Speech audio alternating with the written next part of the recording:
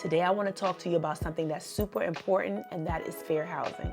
Imagine there's a house in the neighborhood that you like, that you qualify for, but somebody has decided that you are not allowed to see that house. It sounds crazy, right? Fortunately, that kind of thing is happening more than we like to admit, especially in different countries and different parts of the world. Discrimination in housing, even if it's subtle, is still an issue today, and get this, it's illegal. So over the years, federal fair housing laws have been put in place to protect people based off race, color, religion, national origin, family status, disability, and sex. So while the days of redlining and blatant segregation is behind us, biases and discriminatory practices are still popping up in ways that we might not recognize right away. That's why fair housing laws really matter. I don't know if you've seen a movie called The Banker. It's on Apple TV, and it's a movie about two African-American investors that wanted to purchase real estate for their community, and they were flat out denied loans. They had to find a smart and clever way to be able to buy property. They had to engage a Caucasian man to pose as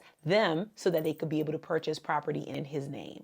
It's a really inspiring story about perseverance, and even though I really don't like the ending, it's still a good story to watch just so that you can know what happened. And it happened about 50 years ago. So just picture this. You either walk into a real estate office or you call a real estate agent about a property in a certain neighborhood, and you're told, oh, that property is not available. When in fact, if you have another person call who is not of color and ask about the property, they're told, oh, we can schedule a tour for 3:00 p.m. That is an example of racial discrimination.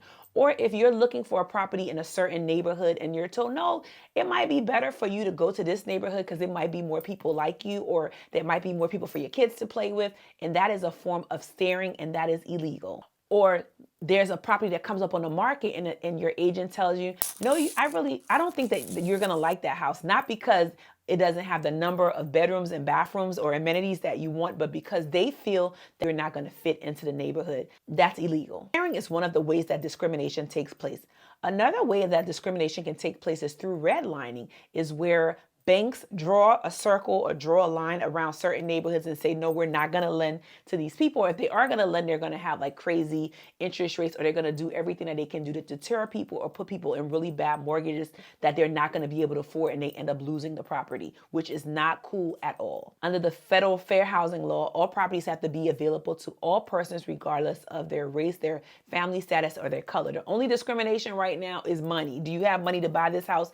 Are you qualified to buy this house? Do you have the closing costs to buy this property? Nowadays, discrimination can feel like a real estate agent failing to return a call to someone because they don't want to work with them, or they don't feel like they should be in the neighborhood, or simply not showing certain listings because of preconceived ideas. So let me tell you a personal story about something that just happened to me. My husband and I recently went to South Africa for one of our clients' milestone birthday party. It is a beautiful place to be, and we went to a very nice location called Camps Bay, and they had really, really nice houses. And we did see a real estate office, and every time we're in a city or a town, anywhere that we see a real estate office, we always stop because we always want to know how people are doing in business, and how's the market over there, how the different type of business practices that they have. We're always like excited to learn more. So we just stopped into office and we met with a real estate broker there, and the broker straight up told us that they do engage in pocket listings. They have listings that sometimes never go on the market.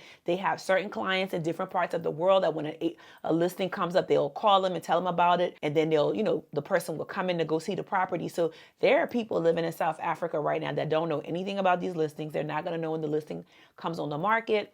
And that ties into something that's happening now in the U.S. called clear cooperation, which the National Association has made it mandatory that if a listing agent signs a listing agreement with a seller, that they have a certain time period where they have to put it in a multiple listing system.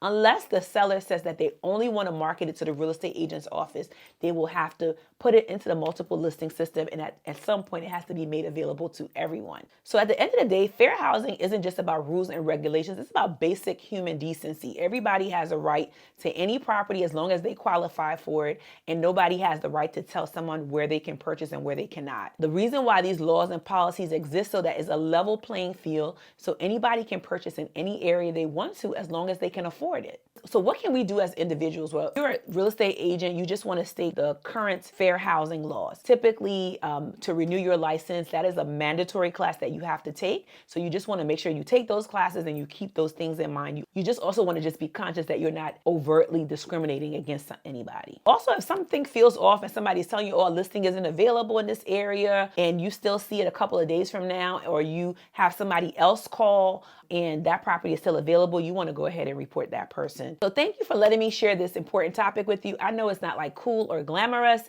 and it might not even be what you want to hear right now because Black History Month is over, but it's still something that you need to know. Stay informed, speak up if you need to, and let's make sure that nobody gets left out of their home buying dream. I hope you learned something from the video. Let me know in the comments what you think about fair housing. I'm Montaneo Okoye. I'm a real estate agent in the DC metro area. And if you're looking to buy a home or you know somebody who wants to buy or sell a home, please let me know. And if you're in another area, I know realtors in all parts of the country and also now out of the country as well. So let me know how I can help you.